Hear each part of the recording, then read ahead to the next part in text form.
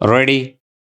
Just as Shadi season rolls around every year, so too must a column giving voice to all the silent suffering of people who have to attend the lavish events that have come to pass as wedding celebrations in this country.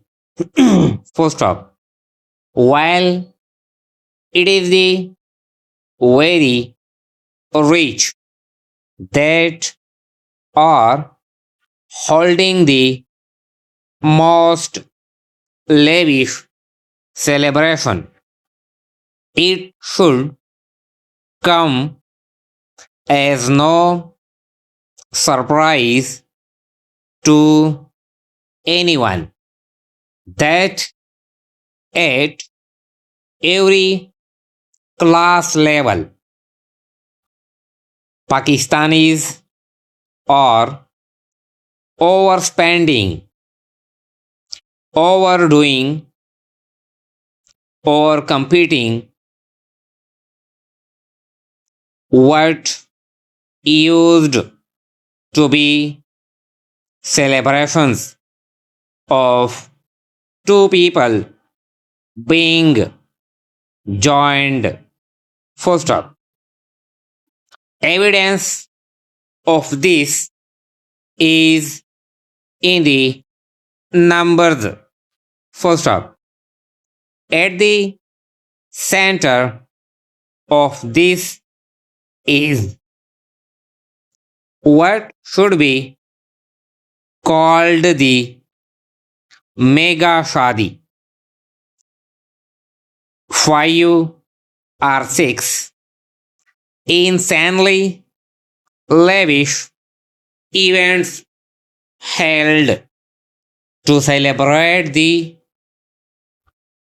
someone who usually is either in politics or industrialist connection. Full stop. Often there also people whose actual sources of income remain to common arithmetic. Full stop. People don't get wealthy enough to hold mega shadi by hard work and ambition alone. At least not in Pakistan. Full stop.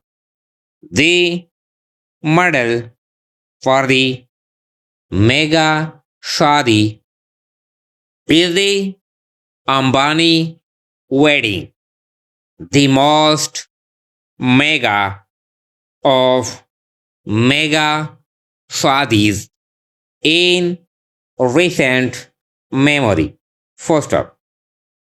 Since that event was held, numerous trends from that overproduced Bollywood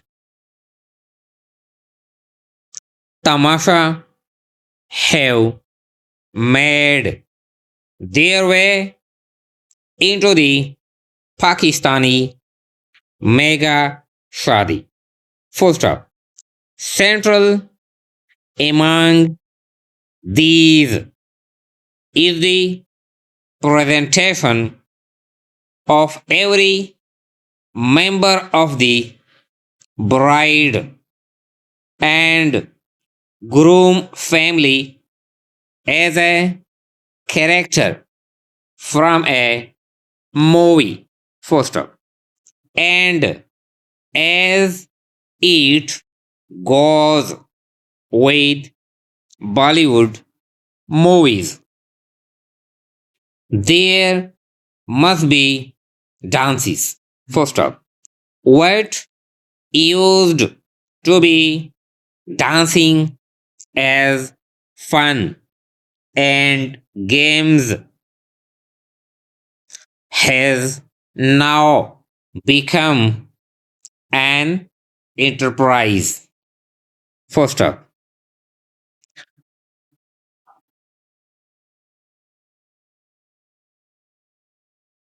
everyone is judged brutally. The too fat, the too thin, and the awkward are relegated to the back rows. First up, in essence, the mega shadi are the nightclubs of the day. First up, the mating dances are familiar.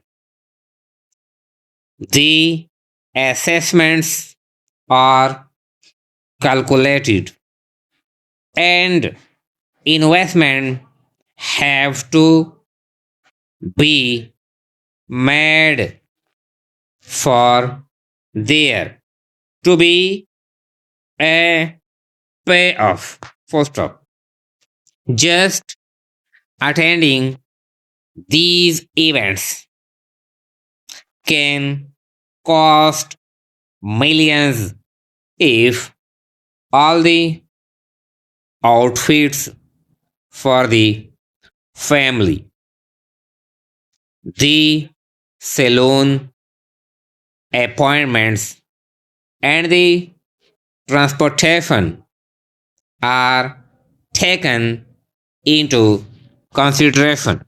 First, the bride and the groom themselves must also have survival strategies, often for the bridal entry and the groom entry, where the imagination of enterprising wedding planners devise new tortures every season.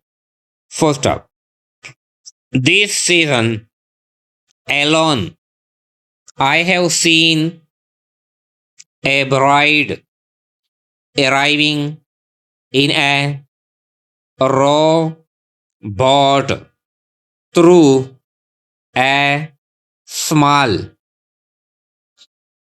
waterway into the event hall to waiting crowds of guests. First up, in a groom entry, the entire groom's party of over 20 young men entered the party holding which they were throwing up in the air while dancing. First up, a word about going viral. Every mega shadi highest aspiration is just that. First up, when test is gone. First up, influencers are now invited to Mega Shadi just so there is a possibility of this happening. First up, in at least one Shadi I heard of this year, separate pre-event events were held so that social media around the event could be professionally produced. First up, think fake rituals, fake ladders, fake hugs for the reels and TikToks that are essential to a mega shadi. First up, influencers and professional social media managers play an essential role in making sure the content gets traction. First up, the Pakistani wedding used to be a rich cultural event full of heritage and ritual. First up, this is no longer the case in a culture where appearance always mattered. The mega shadi reflects the worst that is in us. First up, the desire for approval and acclaim gun and garish. First up, no one likes to consider that the poor are suffering while these production of consumption and emotional hollowness are being held. First up, but in a society where the gap between the rich and poor is routinely taken for granted, this kind of celebration is a particularly wild and moral death. First up, the mega shadi is here to stay because its very popularity is an example of its cultural acceptance. First up, the only way to stand up against it is to opt out, have the home wedding with only close relatives, make an active refusal to have private moment all over the social media. First up,